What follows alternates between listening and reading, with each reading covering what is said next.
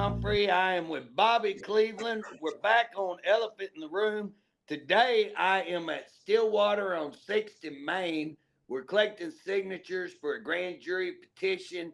I'm sitting in here in filling station, so if somebody walks in and we get a little noise, y'all ignore that because we're having a big day. They've got some tents outside collecting signatures. We're getting towards the end of this thing. So hopefully we're going to get enough signatures to have this grand jury petition here in Payne County.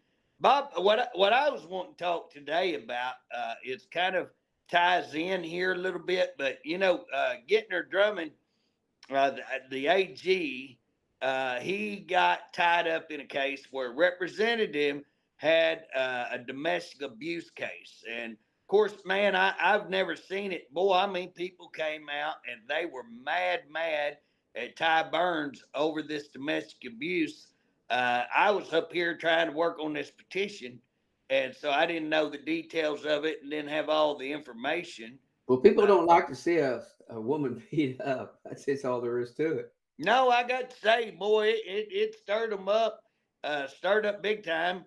Yep. From what I learned later, it's reported that he ran her off, his wife and kid off of the road, and that he grabbed hold of her and I guess squeezed her head or something, and maybe messed her eye up a little bit. And so again, with that vehicle, you're looking at a felony, basically assault with a dangerous weapon is what I guess that they were talking about, what it looked like.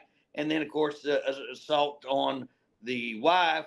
And Gentner got involved in that case where it didn't look like that he really had any standing in that case. That's generally a case that would be handled pretty easily in the court system, but he got involved in it and ended up reducing it to a misdemeanor. And, I'd be surprised if they couldn't have done that in the county, if that wouldn't have been what they would have done in the county anyways. They do that pretty regularly. It's not that uncommon. Now, if you're running people off the road, maybe a little less common. That's when it gets pretty serious. People can die like that. And of course, now there's a big push right now. They're very, very aggravated, Bob, and I'm really interested to get your perspective. And guys, usually me and Bob get to talk about these things, so I kind of know what he's generally thinking. We often argue about stuff. I know people would find that hard to believe.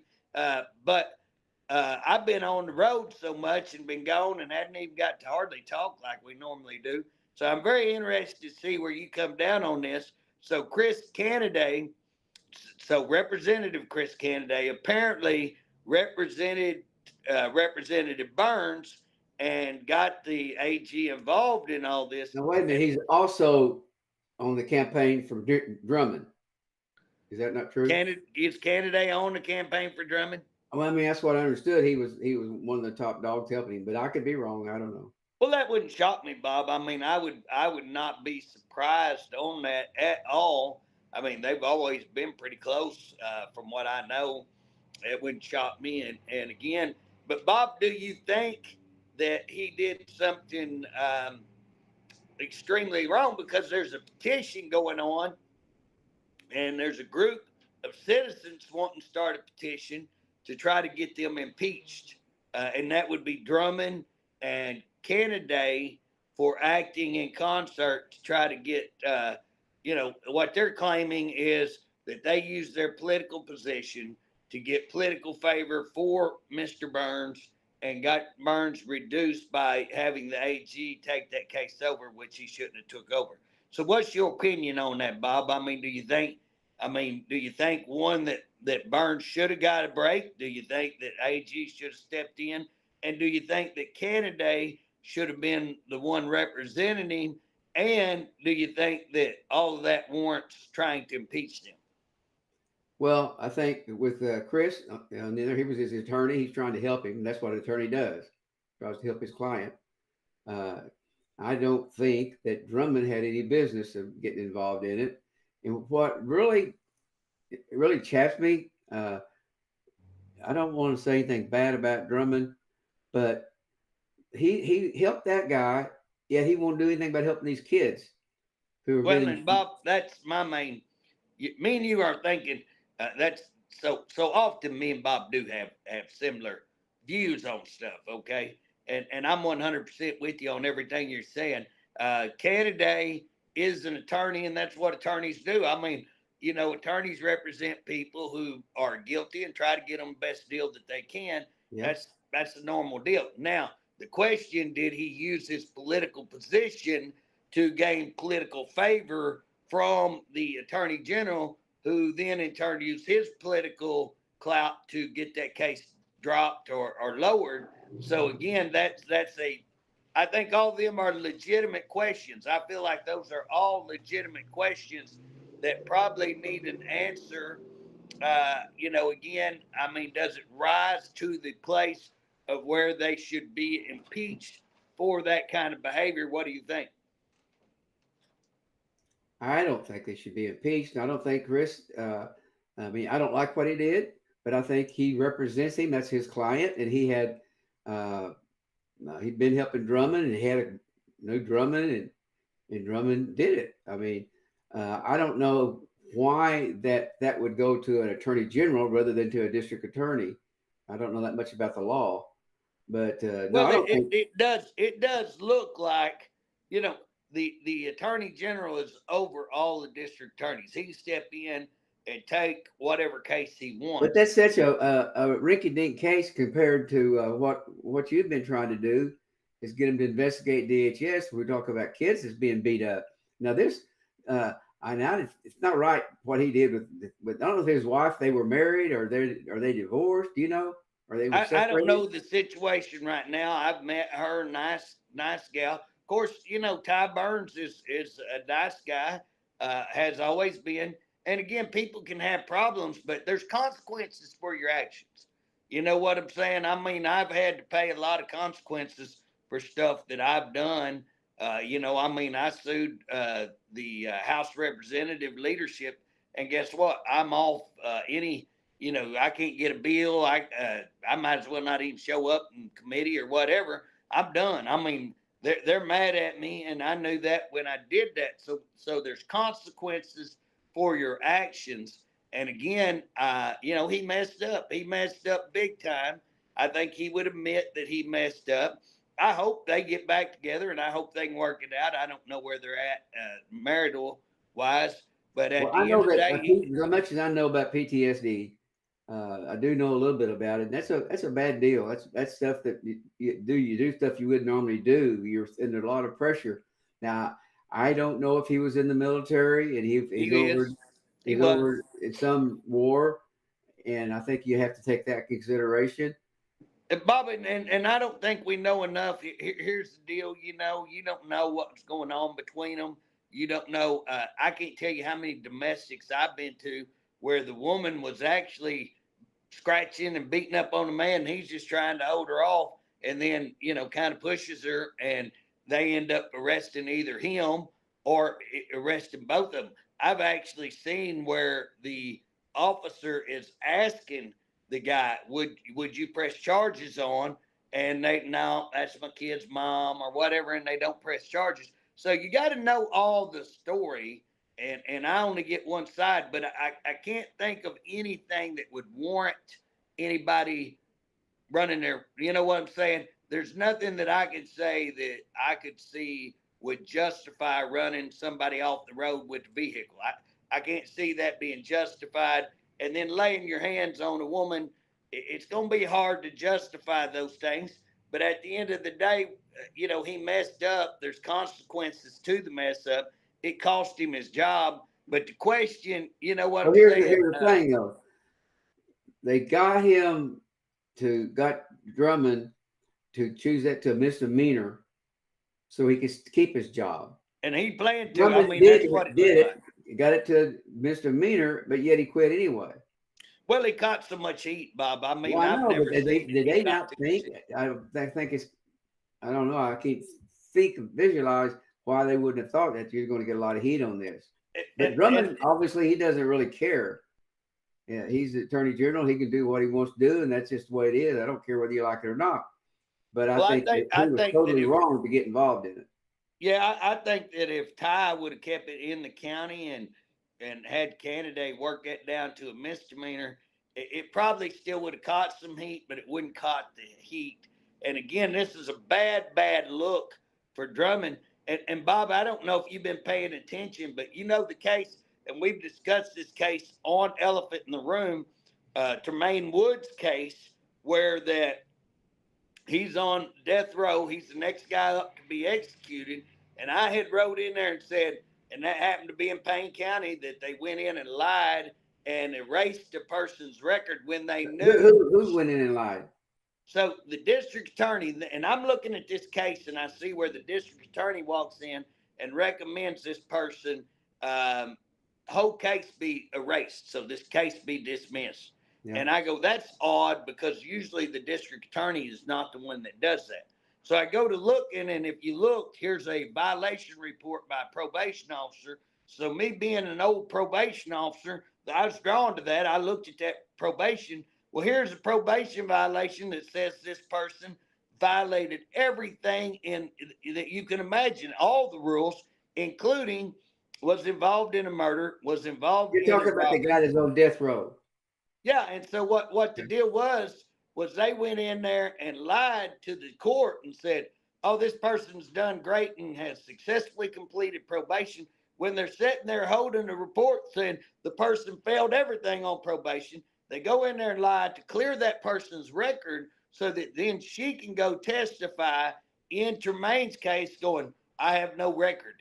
And then they make a deal to say, well, she's going to get 45 years. But then you go, look, she didn't get no 45 years. So, you know, it's, again, you have the court system, the district attorney's office lying about records, you know, or finagling and going in and perjuring to clear somebody's records so they can use them. It just shows. And what I did, I went back and found that DA had like 5 cases kicked out. And I wrote Drummond all this, and Drummond come back and said, well, JJ, about 40 pages, because I wrote him and the governor, and he writes back about 40 pages. JJ's an idiot, and he just copied off the lawyers. No, it wasn't. I called the lawyers and said, hey, what about this? What about this? Can you give me the cases that this district attorney has been overruled in, showing that she lied and that she basically abused her position? And so I had about 5 of those cases, wrote that in. Now he comes back and says, I'm an idiot and we're not going to do anything. But just a few days later, 20 days later, he's like, we're going to extend, we're going to go do a 30-day extension on this murder charge.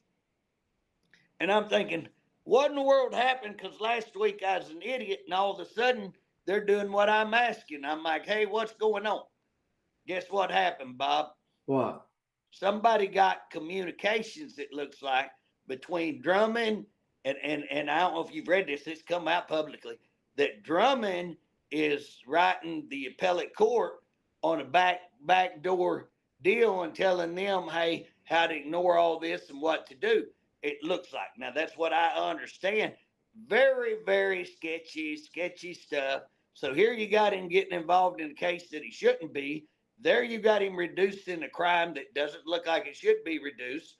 Then you got him getting involved in this death case that he knows was some sketchy stuff, and now he's backdooring the appellate court saying, ignore all of it. So this guy that they was going to execute shouldn't be executed, or he should be executed? Well, Bob, he didn't kill the old boy. It was his brother that killed him, and he was involved. But at the end of the day, should the DA's office lie to get him executed? Should the DA's office go in and pretend like a person doesn't have a record, and here's 12 people up here hearing from this person that they're all being lied to, thinking, oh, here's Cinderella. Well, it ain't Cinderella. She was involved in the case with him, and it looks like she may have been if you look at all of it, to me, it looks like she probably a lot more the brainchild behind the whole deal than why in the world they offered her the deal. I guess she's the only one that would take it. But anyways, a lot of sketchy stuff going on there. And then for him to backdoor and have backdoor communications with the appellate court, that's way sketchy stuff. And again, it just shows our criminals. Is that a violation? Yeah, Bob. And here's the deal. It shows what we're talking about. it shows that our court system, highest people up here, are look, they're doing backdoor. They're holding us Right. accountable while they cheat the whole system and go back around, do this backdoor. You got the appellate court judges caught backdooring. You got the AG caught backdooring, doing improper communications. And again, here we are in this case that has improper things going on, and we're supposed to go, oh no, just go ahead and execute him because you know what? Who cares if they break the law? Who cares if they violate all the rules? Who cares if the DA cheats to kill somebody? What It's now? okay. Did he didn't kill the guy? His brother did. So why has he been executed? Well, that's a good question. I mean, why is the guy look at Richard Glossop? Richard Glossop wasn't the guy killing the guy. It's the other guy, and the guy gets off by fingering Richard Glossop. And if you want to look at all the things that's going on with Glossop, and again, here's AG once more saying, calls him up. Glossop, but he told y'all that he wouldn't do it. He wouldn't do anything. So that's over with, isn't it? He made a deal. It's in writing. He made a deal. If this happens, then here's what we're going to offer him. If they accepted the deal, everything's done. And now that we're here, guess what? Oh, we're going to weasel on the deal. So you got him weaseling on a deal. You got him turning around and giving Burns looks like favoritism and him getting involved in a political favoritism case, which is pretty interesting. And then you turn around and you got him involved in backdooring this death penalty case that already has a lot of problems. So again, that's our top guy on the top. And here I am saying, look, we've got case after case. We got evidence after evidence, report after report, video of kids being abused. You've got about 6 counties asking for grand juries. You've got over in one county, you got the district attorney trying to go after the people who filed the grand jury, is my understanding, saying they lied. And then last week or 2 weeks ago, the federal court system come back on a case that he said was justified, officer killing, justified, and the federal court come back and said not justified, even ruled that these officers, that qualified immunity would not apply to them, meaning that's gross negligence, meaning they can be charged with murder. Yet our DA come and said, oh, no, everything's all right, that DA in Wagner County. Nope, everything's cool. And then turned around and wanted to go after the people who filed for a petition, wanted to go after them because he said they lied, but yet he was the one lied. He was the one caught lying according to the federal court. And so, Bob, you got down in Pottawatomie County, you got the district attorney asking for a multi-county grand jury because of all the stuff in Lincoln and Pottawatomie. And then guess what? All of a sudden, you got this Judge Muller who, guess what, gets her bailiff comes out and gives the beans on spills it and says, yep, she's doing this, doing this, doing this. And she's giving people favors and she's going after people because she's mad at them or mad at their lawyer. And again, judicial misconduct big time. My understanding, the Supreme Court said, Oklahoma Supreme Court said that she was guilty of misconduct, lined it out. Guess what they did to her? It's probably censored her, probably didn't get rid of her. Yeah, she's sitting on the bench, my understanding. So again, you can ruin people's lives. You can totally, abuse your position and just cause people havoc in their lives. What did Drummond have to do with that? Well, here's the deal. That same DA out of that county asked Drummond for a multi-county grand jury because of all these problems. And Drummond comes and says, and then I write and 4 or 5 other legislators write and say, hey, based on what we've already given you, based on what this district attorney is saying, don't you think it's time for a grand jury? And he come back out and answered all of us, said there's not enough evidence. And my deal is, what do you have to have as evidence? And now here we are in Payne County, and my gosh, we have presented all kinds of stuff. And guess what, Bob? I mean, you can't make up what's going on up here in Payne County. And again, here's the deal. We have a guy that's the main person collecting. His name's Daryl Doherty. He won't mind me sharing his name. He's out there publicly. We had him on last week. He's the main one pushing this Payne County Grand Jury. When he gets this Payne County Grand Jury at the end of July, he gets it approved by Judge Reese. Judge Reese approves that petition. Shortly afterwards, his kid comes forward with some allegations. Now, the court is required to look into those allegations. They're required to. They have to. Okay, and an investigation has to be done. He took him down to the law enforcement people. Guess what? To my knowledge, no investigation's done. The court has never had a hearing. Now, we're talking months later. The court has never had a hearing on whether these allegations are true and where to put him. Now, Daryl goes every day to the court system, to the Supreme Court system. Now, here's what's funny. He's got a judge in another county over, who's assigned to his divorce case, I guess, him and his wife, this custody issue that's ongoing. And Daryl had filed a motion to disqualify. Now, here's the way I understand the law. If you file the motion to disqualify, that judge is out of that case until that motion is ruled on. That motion has not been ruled on, so that judge can't be in his case. That judge comes into the case, even though he can't. Reese, who's supposed to have the case, says, I got to recuse because I'm over the grand jury. And the judge that's out of the case says, you come to this hearing, and if you don't, I'm going to issue a warrant for him. He didn't go to the hearing because he's like, you have no standing in this. Guess what? He issues a warrant. Now, here's what's funny, Bob. And you guys listening, I know I'm giving you a lot of information, but you got to stay on this.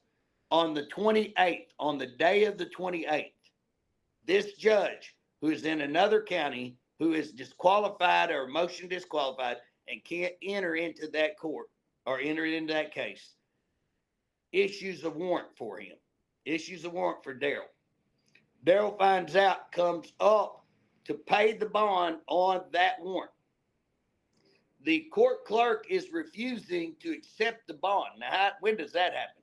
She doesn't have any standing in this. Why would she refuse it? She's refusing to accept the bond. The deputy that he turned himself into said, you're going to accept that bond or I'm turning him loose. Now, this is my understanding because what you're doing is wrong. So the court clerk does accept the bond. Daryl gets out at 4. So he gets out at 4 o'clock. At 6:30, he gets rearrested. Boom. He gets $1 million bond set on him. Unbelievable. I mean, I've been in business, criminal justice business, long time. And you know what? I don't know. I mean, I've seen a couple of $1 million bonds, but they were bad people. So he gets $1 million bond set on him, 5 charges.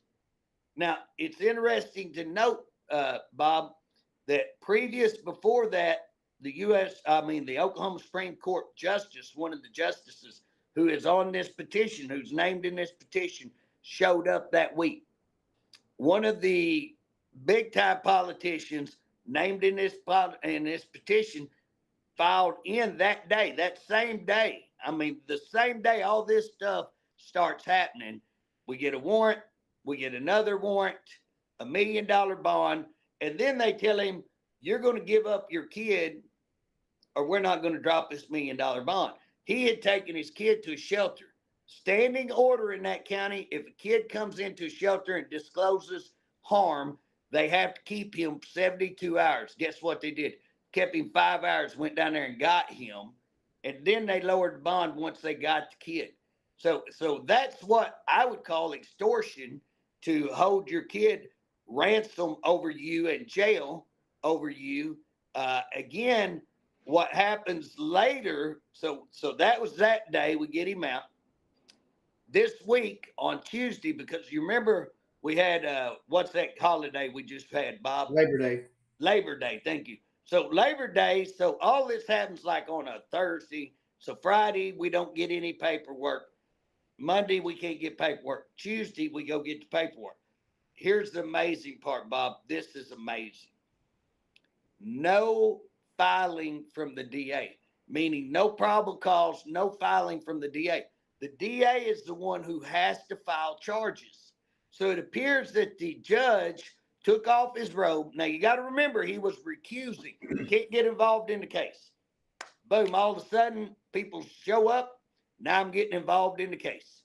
So all of a sudden, 3 weeks, we can't protect the child. But now all of a sudden, we're going to get in this case and we're going to go after dad for trying to protect. Boom. Then we turn around, issue $1 million warrant. Now we look, no DA in the case. Now, always remember, the DA is named on the petition. So if she had actually filed charges, that would have been real sketchy too. So she's in the spot. So here's the DA. The judge, it appears the judge took off his robe, became the DA, impersonated the DA, which would be illegal, then put back on the robe, signed off, and set $1 million bond. Now that's some sketchy stuff, Bob. Sketchy. And where's Drummond? That's where you're saying that the judicial system needs to have an overhaul. They've got some problems there. And, I think about the situation there at DOC where we had a doctor her clients or inmates had been telling her that they were being raped by officers, COs. And Drummond would even investigate it. Well, worse. He did worse, Bob.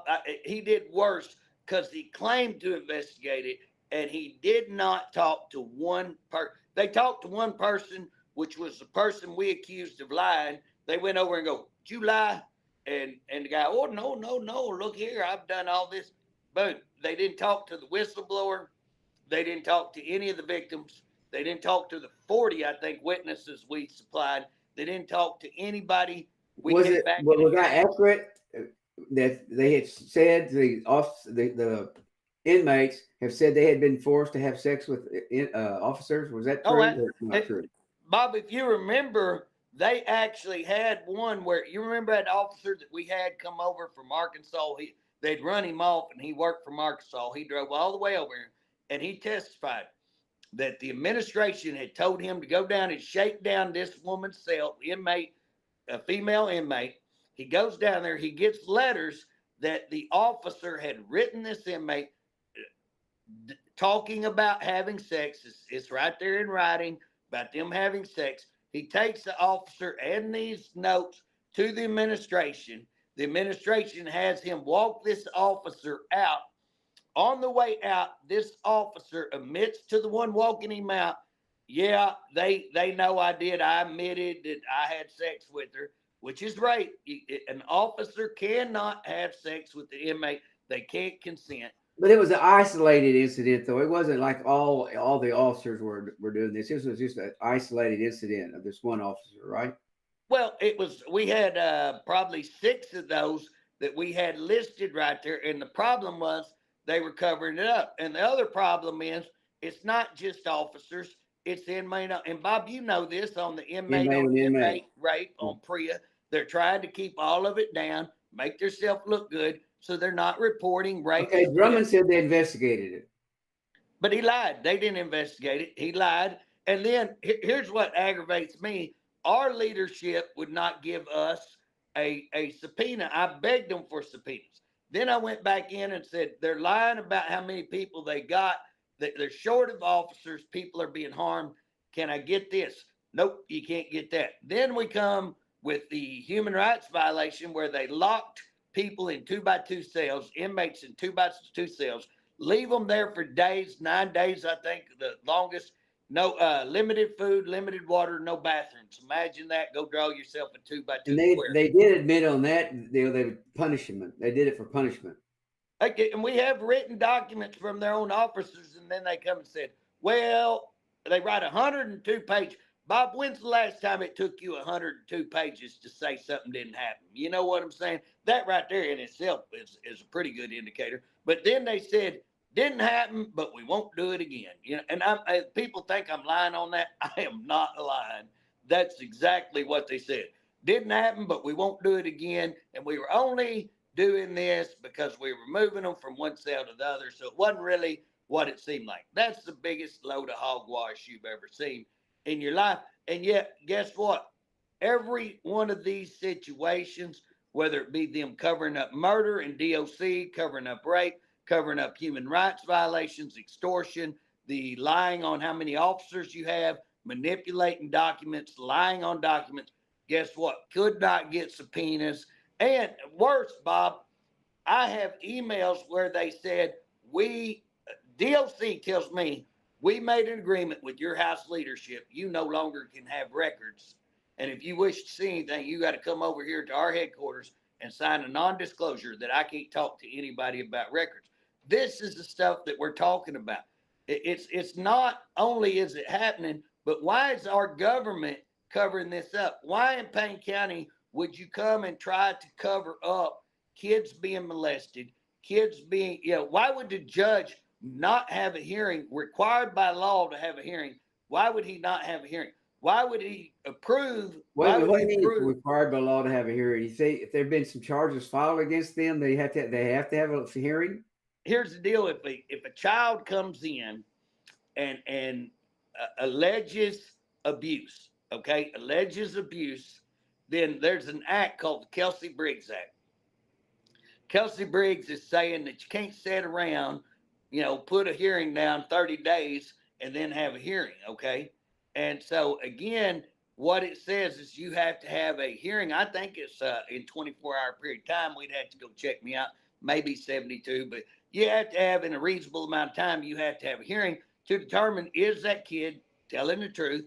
If so, where is the best placement for that kid? You have to have an emergency hearing. And again, guess what? They've never had an emergency hearing. They've never investigated this. The kid has told 4 or 5 professional people. The kid opted to go to the youth shelter instead of going to his mom's. That ought to tell you quite a bit. That speaks pretty good volumes. Okay, the bottom line is you have all this where Drummond wouldn't do anything, but yet he would get involved in a misdemeanor case with a state representative. Absolutely. And then you have all of these high-level officials trying to shut down. And it's not just Drummond. It's look at Drummond, how he's used his position to reduce this over here for political favor. But then you turn around and he's backdooring, cheating the system on this death penalty case. He's weaseling out on a deal that he made on another death penalty case. And then here we have all of this stuff going on this grand jury, which I will tell you, he's got as much involved in this grand jury as anybody. It's going to come out.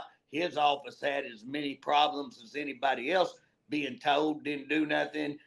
His main assistant was involved in it big time. I'd say really, really messed up, and we got proof of that. But why, Bob? That's the question. Why are all of these top officials covering for each other? And again, Bob, one of the biggest things going on in our state is the DA probation. And I've said it 100 times, when your top officers are openly committing, knowingly, willfully, intentionally committing fraud. And that's what's going on in the state of Oklahoma. And our AG knows it. The DAs know it. There's no question. They know it. I'll stand up in front of everybody, and you can get every DA in the whole state.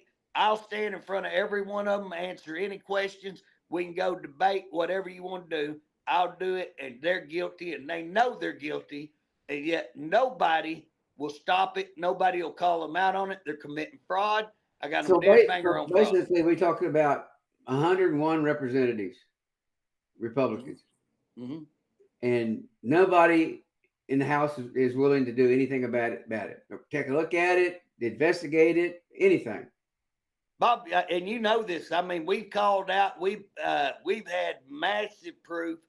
We recovered $43 million in their budget. It's not imaginary money. And here's what's funny: half of the legislators up there don't even know that, Bob. They don't even know that we got a $43 million raise for the Department of Corrections because we found money, them padding the books, and it wasn't $43 million. They were padding up to about $80 million, and we found it over a 3-year period, so go figure out how much that was. And they let us have 43 for a raise going forward, quite a bit of money. So it's not imaginary money, it's real money that we found simply by going in and saying, how many employees correctional officers do you have? And if you claim to have 100, but you only have 50, where's the rest of that money? And that's simply how we did it. They were down like what, 940, if I remember, Bob, something like that. Right. So again, and we saw probation officers were down, nurses were down. If you want to go look, case managers are down. So where's all this money? And currently today, guess what? I'd say today it's worse than what it was. Where is that money going? Where's all the money going? And Bob, we found, you remember that we found those contracts that they didn't have contracts written on, that were telecommunication, that were really sketchy, that we turned into loft, and you never heard.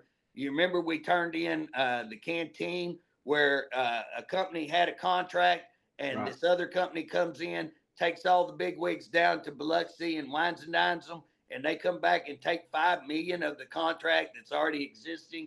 And again, that company sued the other company. All the evidence is right there in court. You can go get transcript. Don't take my, opinion. Go get transcripts. It's all right there. All of it right there. What did they do? Nothing. I mean, all of this stuff going on, and nobody even knows it. And Bob, I could go on all day with what we turned in. Bob, the state auditor just come out with all this money, 4-year-old, 5-year-old. It was during COVID 2020. Bob, I turned in that money where it was being stowed. And again, I didn't read the report fully and see where she claimed, but I think she just kind of, hey, this money's missing. Let me tell you where the money was missing that I turned in. They were having the warehouse get remember the PPE was all coming in, emergency protective stuff, all coming in. Remember how that they were getting all that into the warehouse? Well, what they were doing was ordering 10 million, but only getting 5 million, but they were paying out illegally the whole amount, was what I was told. I brought witnesses, everything in. Never heard a thing about that either, Bob. So again, I could go on all day with the stuff that I turned in, with not just, hey, I think hardcore evidence definitely would warrant investigation. And every time you've heard the AG, well, Humphrey's wrong. And again, Bob, I don't mind them saying I'm wrong. That's okay. But what bothers me, and that's why I'm here in Payne County, I've got some people I'd rather have not been on this petition in Payne County. I really would have rather not. Politically, they're saying it did me a favor. That's a lie. It didn't do me a political favor. It did me political harm is what it's cost me. It's cost me, you know what I'm saying? I mean, I've got some people that I'd rather not, that I consider friends, and I'd rather not have been. But here's the deal. Friendship or kids being molested. Friendship or Daryl's son being put in a home constantly, and these people up here illegally going after Daryl and arrested. Which one do you do? Here's my opinion. Okay. Yep. Everybody, and I mean everybody, believes there is a problem at DHS. Absolutely. It needs to be overhauled. I heard Representative McCall say it in one of his speeches at a fundraiser. It's got to be overhauled. It's got to be, something's got to be done. Completely overhauled. And I've heard from representatives, oh, we got to overhaul it. We got to do something. What are we doing? Well, Bob, first of all, we've heard that, but where they been? I mean, they've been the ones in charge for the last 8 years. I've been up there 8 years screaming and hollering, pounding the street, screaming and hollering, providing evidence. And guess what? What I've lost is my chairmanship. I've lost the ability to run bills. I have everybody mad at me up there at the Capitol, and they say, yeah, it's all bad and we need to do something. Have they come up with one solution? And again, Bob, for me, if you are only griping about the problem and you don't have solutions, then you haven't thought enough about the problem. And so again, I'll tell you the first thing, and Bob, you know this very well. The first thing is every agency up there, I would say, let me say this, 95% are bloated. They're bloated to the top. They're administrative bloated. And the job they're doing is supposed to be out in the community. So we That's Republicans because say there's no oversight. There's nobody. yes, There's nobody looking at it. nobody. So one, get rid of your administration, put the money. You remember Republicans say less government, local government. So take away all this bloated that you last several years under Republicans have gotten bloated. Take that away, take the money and move it back out to the community where it's supposed to be, where the job is, where the need is. Then, like you say, Bob, once you get rid of all this bureaucrat, it becomes much easier to hold people accountable. The way that we have our human resources and the way that we pay money, you could put all of that under one where they know what money's being paid out, what's going on. Be easy to do. It would be easy to keep up with, that we can see stop JJ, a lot of this problem. in the last 10 years, how many people have been charged with basically stealing money from the state? Do you know? You have Swadley's. Well, I'm asking who's been charged. How many's been convicted? Well, Swadley's got charged and He hasn't been Epic got convicted. charged. They've kind of moved that to the side. Well, Epic, I think they went to court. Now I'd have to go back and check, but I think Epic has been to court twice and they haven't gotten anything yet. Now I could be wrong on that. I'd like to double check me, but I think, and again, how do you charge them and not charge the people on the other side? Swadley's, how do you charge Swadley's and you don't know for fact that it was the other side funding that money and set all that up? I was on the investigation team. Guess what? That's my opinion. And again, how do you have these audits that you're not charging and that don't result in conviction? We're getting nowhere. And what was that? Okay, let me ask you a question, JJ. You're got a lot more knowledgeable about this than me. If you say there's $25 million missing, would you not know where that's missing at or where it went? How can you just have $25 million missing and you have no idea who got it, where it's at, who's in the pocket? Is it a mistake? What? Well, Bob, that's just like the health department here recently, $90 million missing. Okay, roughly. Now we do an audit and say money's missing. Now here's the thing. Back there in November, way before anybody ever knew money was missing, I'm hollering, let's abolish them because where's their money? Where's their money? And it's simple. You don't have any beds. I know you're not paying for beds. You're not paying your people anything. You don't have people out in the community. So where is your money? Now I'm asking that. And then in March, holy smokes, we're missing money. Then we have a state audit. Oh, we're missing money. Guess what? Nobody charged, nobody nothing. And the governor wasn't even going to fire the gal missing $90 million. That was the Senate that got that done. And at the same time, they were looking at the Department of Corrections director because of all the problems that he had. We've been calling all the stuff out that happened in OMES. How long, Bob? How long have we been saying, well, they had to sneak old Harp out the back door because he had barbecue all over him and he had COVID problems and ARPA problems. We've been saying that for 3 years at least, Bob. 3.5 years. 3 years. And now, holy smokes, we got money missing, 4 years later. Wow, okay. And then, like you say, where is it at? You ought to be able to say the difference is you're getting an audit. What we're talking about, you need a forensic audit. You need actually, where did that money go to? Whose pocket did it? Let me give you an example, Bob. Well, now, I don't know this, but is that not the job of the auditor, or is she just there to find it?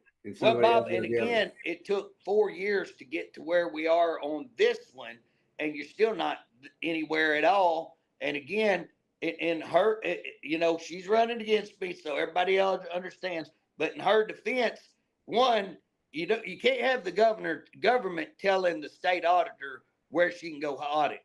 So you got a corrupt government telling the auditor, you can't look at this, you can't look at that. That auditor ought to have the ability to go initiate an audit. That needs to be number one. Number two, an audit shouldn't take you 2 or 3 years. If you're 2 or 3 years down the road, why even have it? Why even go there? You know what I'm saying? You ain't going to get nothing done. And, well, I mean, and in all fairness, there's a whole bunch of corruption going on in got to take time. Well, it does take time, but you can't take 2 years. Okay. You should be able to run in there and find, boom. And a whole lot of this stuff being handed. I know I've handed stuff over. So again, I'm going to defend her on a lot of things, but at the same time, you're taking too long. And when you get done, we're not seeing any convictions, which tells you you're not getting down. I mean, they ought to be able to say, bam, here you go, easy conviction. And I'll give you an example. You remember when you had the Swadley's barbecue, Stitt turns around and hires Zimwalt, Shelley Zimwalt, I think I'm pronouncing her name right. Yeah. And again, Bob, everybody knew when he hired her, the scandal she had just come out of with she was there in one of those investment offices for the state, and she had invested through a company which her husband worked on. Now, in order to convict her, what you have to do is you have to prove that she profited from that. That means there's a lot of work. You got to prove either her or her husband profited from that before you can file charges. And again, what we saw was no charges filed, and you just can't be in office for 2 years, and you got to pay back so much money when, my gosh, they made 10 times more. Bad deal. Oh, I'm going to make all these much money, and well, I just can't have an office for 2 years. Who cares if I make that money? I don't need an office from now on. You know what I mean?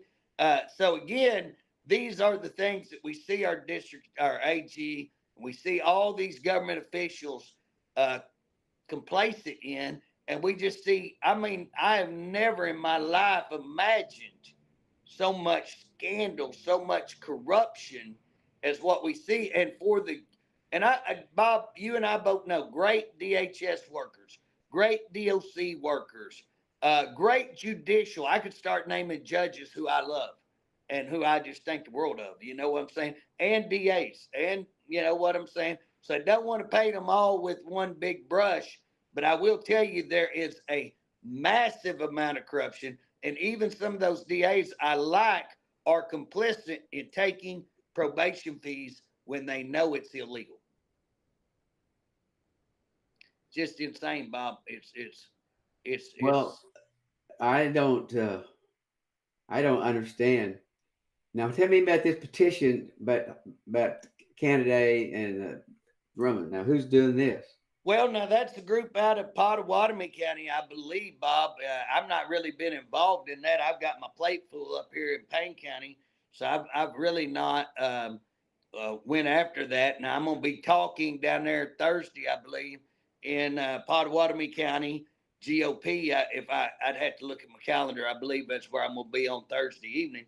And so again, they're upset because they have tried to get a multi-county grand jury with all the things going on in Pottawatomie and Lincoln. And Drummond has just said, nope, we're not going to do it. Not enough evidence. When even the DA has come out and said it's a big cabal and lined all that out. So Drummond said no. Then here comes this judge where they got all the evidence and where the Supreme Court says absolutely she's guilty of judicial misconduct, but she's going to stay right there. No big deal. She'll just keep on misconducting, and we'll just keep on doing things business as usual. Now, I could go into where I suspect there's some political favoritism going on there. I suspect I know who done it. I suspect I could give you a whole lot of questionable stuff right there. But again, what these people are saying, enough's enough. You're doing these political favors, and you won't even stop what's going on out here that's grotesque, obvious, doing right out in the broad daylight and open. And so again, you're not asking. You're only asking for an investigation. You're not asking to get this guy, that guy, or anything else. Is that correct, Bob? Here's what we're asking here in Payne County. We want a grand jury to have the evidence to look at and say who should be indicted. Is there anything illegal? Is there anything wrong? Now, we have a whole lot of evidence to show what we presented to the AG and what his office has done to stop that, what we presented to the House and to the Senate and to the governor and to all of these people, how we ordered an investigation, how that was shut down, and is that legal and should that be done? Is it proper? Has anybody committed a crime?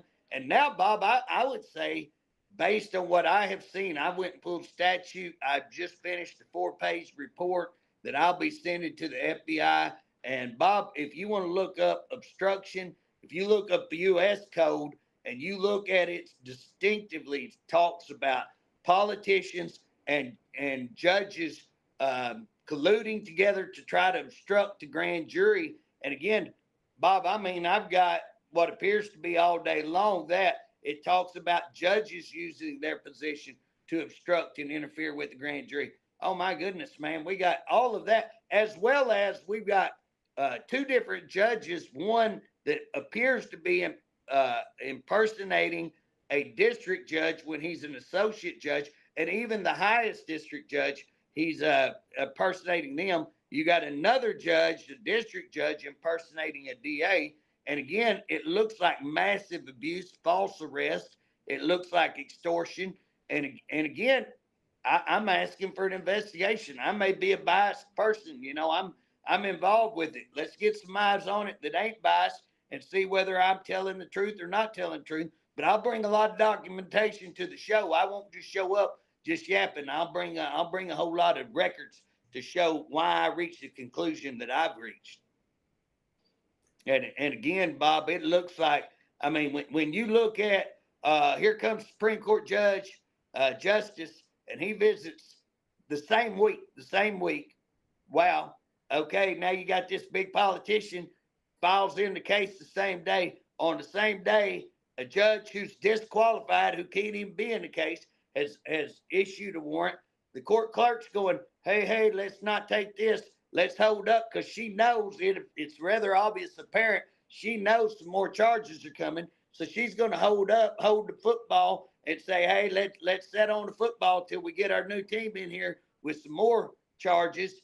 Only she can't, because this good deputy says, hey, I ain't being part of that. So she bonds him.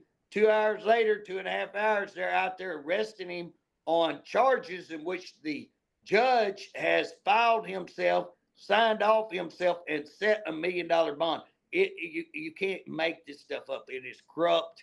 It is wrong. I don't care who you are. That's wrong. And then to hold him in jail until he turns over his child, and he turns his child over to the youth shelter to protect him. And then they go down there and violate an order on that youth shelter. And we got a letter from the youth shelter saying, hey, there's a standing order and y'all violated it. So again, why now, you said, I think you said earlier that that $1 million bond got overrode. They lowered it. Well, they reduced it after they got the kid back. So they were holding that $1 million over his head to hold him hostage, to extort him, to get his kid. And once they got the kid back, without having a hearing, without determining whether they were putting the kid back in harm's way, the kid disclosed to 5 professionals, I think. I'd have to go back and look how many. He disclosed, hey, I'm in danger. I'm being harmed, and I want to stay over here. And yet a judge from another county ordered him taken out of that shelter. How does a associate judge from a separate county override a judge in his county and go in and do that? I mean, how does that happen? Well, I don't understand how pretty much everybody I talk to, whether you're a state representative or what, or you're attorney general, you're asking for an investigation. That's all you're asking for. That's all we ever wanted. Is it true or is it not true? And again, the truth of why would anybody have reports of kids being waterboarded at a mental health institution, kids being molested? Have you ever heard anyone say there's a lot of problems at DHS? They got to start all over. They got a problem. We got to start all over at DHS. Have you ever heard anybody say that? Everybody in the state of Oklahoma knows that. Everybody in the state of Oklahoma. And then why would they defend this? Why would they not look into it? Again and again, why are they not talking about, Bob, I've been up there 9 years. I hadn't heard anybody talking about fixing it. I hadn't heard anybody. Guess what? Just like DOC, how many times we went to the governor, to the speaker, to the pro tem, golly, guys, to the AG. This thing's a disaster. It's falling apart. Can't we do something? Let's have an outside investigation. Let's bring in an outside auditor to tell us where, let's have some new eyes on it. And let's see whether I'm right or they're right. Let's see who's telling the truth. I just seen or heard that they're making a big deal out of the Oklahoma County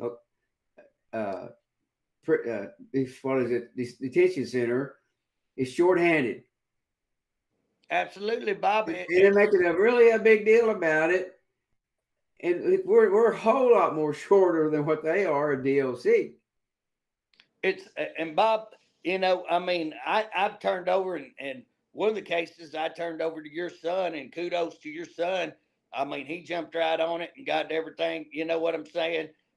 He looked at it. I don't think they've done too much on it, but I mean, your son was all over it immediately. And that's the way it ought to be done. I mean, but he did his job. He put it in their hands. Now, they hadn't done what they should, but he did what he should. And that's what I'm saying is, why are these politicians and why are all these people defending DHS when they're undefendable and they know it? They're undefendable. If I'm not mistaken, I believe that Drummond has even made a statement like, we'll make sure I kind of get it right.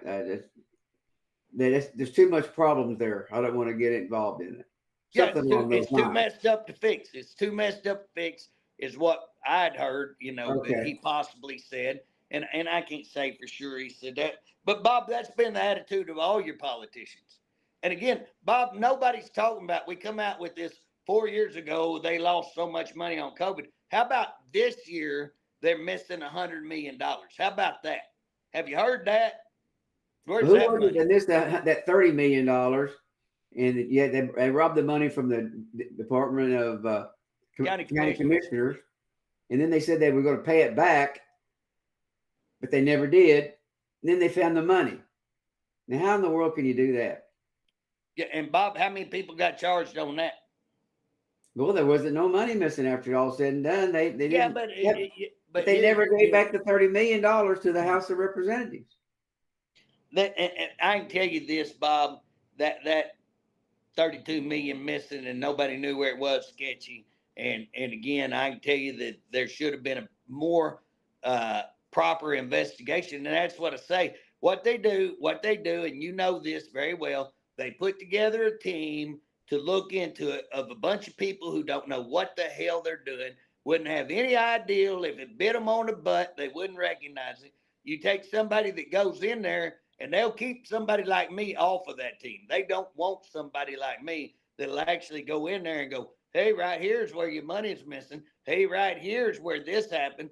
No, what they want to do is hold it and use it as political fodder to get whatever they want and negotiate and get everything and who they want and where they want. That's the game. They play all of these games, and that's fine. I could care less about their little political games. I don't care. I don't get off in that. But here's the deal. When you got somebody like Daryl, whose kids being put in a home where he comes and proves it, and you got them being the city, being the county, being the state, trying to put him in jail, extorting him, threatening him. And guess what? Daryl's one case, I can name it. We named 9 cases that we presented that are Daryl type cases. And Bob, you know this. I could literally be on the phone 24/7 with all the DHS and all just prison and DHS calls. I could be on 24 hours a day writing down all the cases. And I used to think, oh, bull, I don't believe. Hey, you know what? I take no case. I take them and say, let's see if we can find out the truth. Because guess what? With DHS, DOC, half of them, I found probably more than half of them to be credible reports about the abuse of that system and the abuse of parents, abuse. I got one right now. Hey, taking away a kid, he's done everything. This guy went to prison. Yes, he did. I think I was the one put him in prison. He's got out. He's done everything. I've talked to his counselor, doing everything. I talked to other people involved, doing everything. DHS says, I don't care. We're going to take away his kids. That's not what their rules say. They're supposed to try to unify them. And again, they're trying to terminate. Why? And we've got human trafficking going on with our own DHS by adoptions going out, and this is what's going on, I think. And again, why are they terminating so many, so quick to terminate, so quick to take the kids out of the home? If the kids need to be taken out of the home, I'm all for them. We need good DHS workers. Hey, we got to wrap got it a up. tough job. We out of time? Yeah, you need to wrap it up. Okay, Bob. I don't have a clock today, so I'm just, I'm down here in this office. So guys, we've went over a lot of stuff today. I mean, we've just been popping them off there and hammering, but I think you should be able to agree with us. We got a lot of problems in DLC. We got a lot of problems with the DA's office, in the AG's office, in the Oklahoma government.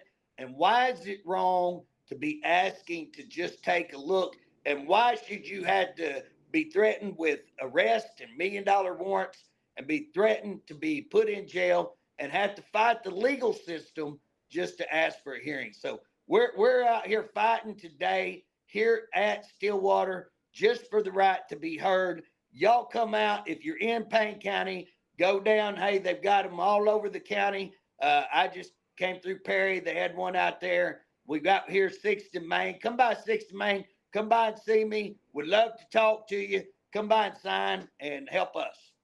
Bob, I appreciate you very much.